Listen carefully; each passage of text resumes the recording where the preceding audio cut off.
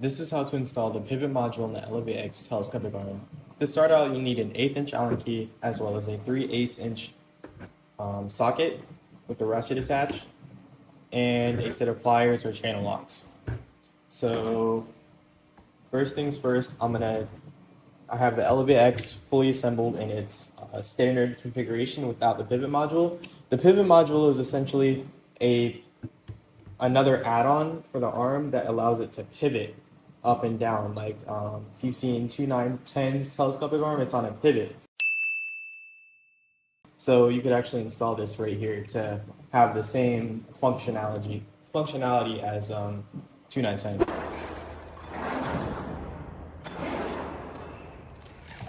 First, I'm going to undo this turnbuckle.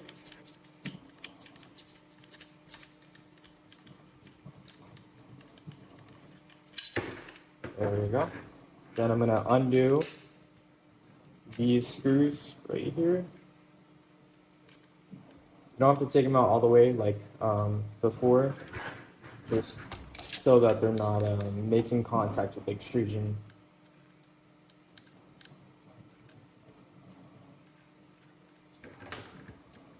Then you're going to want to go over to the back side, turn that around, and take these two screws out to take the cover off.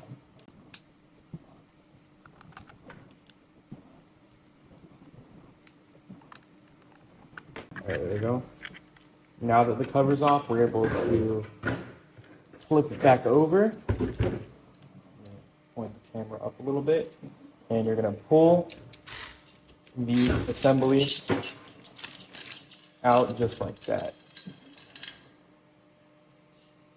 All right, there we go. All right, now that you have the upper two stages removed, you have access to this whole entire section, and you can slide the gear module or the rev module off and flip it around and install this behind it. So I'll show you all that real quick. So I need to take the tension off of these chains so we could take the chains off.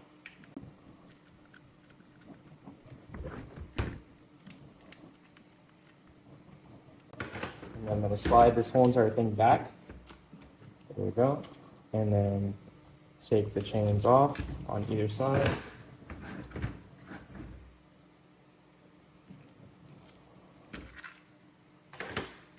And now you could slide this whole entire assembly off.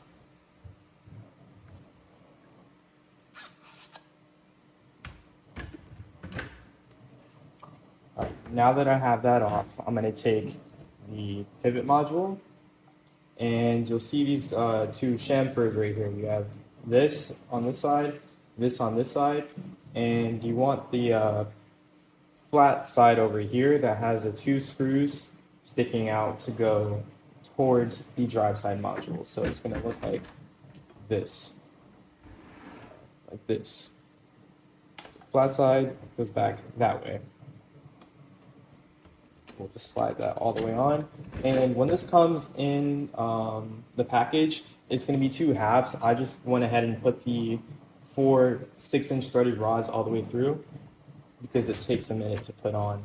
But that's just as simple as putting the 4 threaded rods all the way through over here, here, and here. And then you just put the bolts on either side. And I try to keep the even amount of thread on either side just to make it look cleaner. Balance. But yeah, next I'm going to slide this all the way down to the bottom to where it's flush. And then I'm going to take the rev module or rev motor mount assembly and put that back on like so. Just flip in the opposite direction and then slide it all the way on. There we go. Oh, also completely forgot. So the chain tensioner was over here before. You're gonna have to take the bolt and this little piece out on either side and put it on this side so you can tension it from over here and pull it back this way.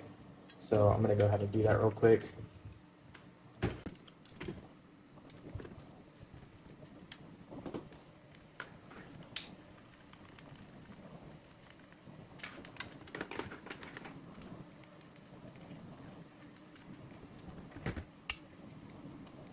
There we go. And then, so I have it all out, and I'm just gonna take it and put it on the other side so that it's pushing right here. So you have the screw, that goes in first, then you have the nut. Just gonna hold that in place with the Allen key and spin it all the way down real quick. And once it gets right to the edge, you want to make sure that it's lined up with the actual hex impression that's on the 3D print, so you don't like round it out or anything like that. And once it's in there, it should just go in on its own. So just get it lined up and then screw it all the way in.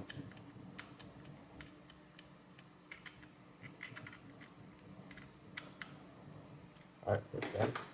Same thing on the other side.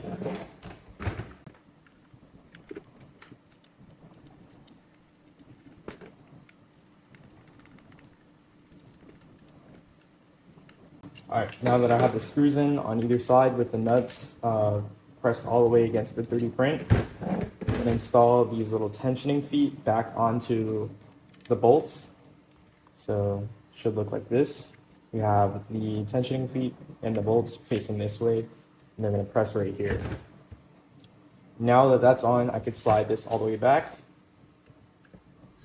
Flip it back around. So slide that all the way back. And then you're going to want to take all of the tension out of this screw. So I can back this as close to here as possible. I want to get these two sprockets as close together as possible so I can install the new chains. You're going to need longer chains for this assembly because you're moving the two sprockets this distance apart. So you're going to have to resize some chains and throw those on there. Yeah, let me loosen these up.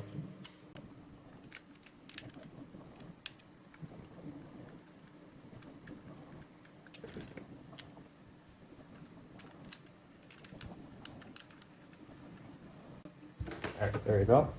Loosen them all the way up, slide that back, take the chain, put it on there, there. Same thing on this side.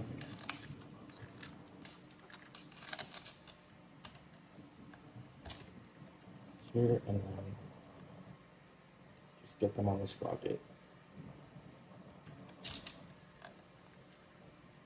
There we go.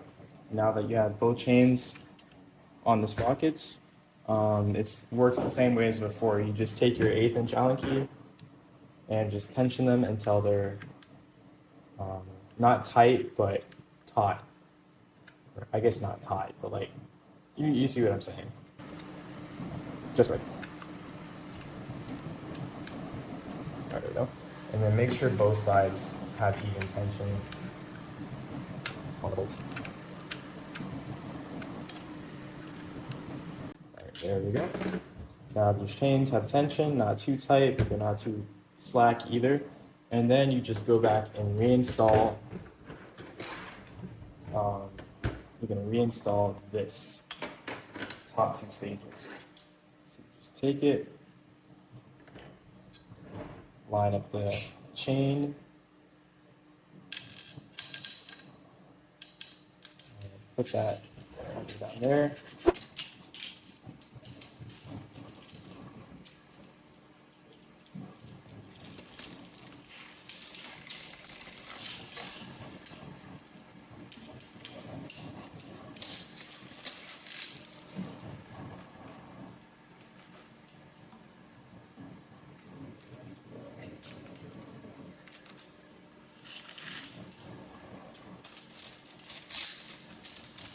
There we go.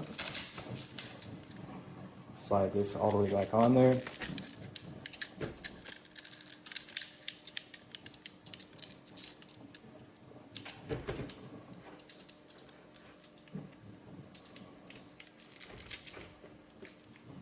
And then tighten up your screws here, here, here, and here. And then you put your turnbuckle, or take your chain, and you're going to route it just like before, except it's going to go over the pivot module that's on there.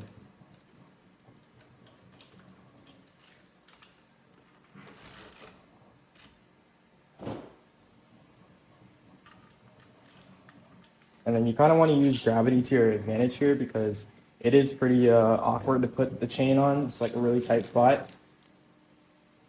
So I like to kind of use gravity. Hold that up, take the chain, and let it fall through to the other side.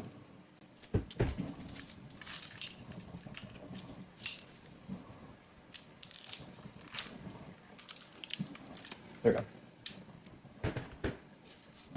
And once that's on there, you just put your turnbuckle back on.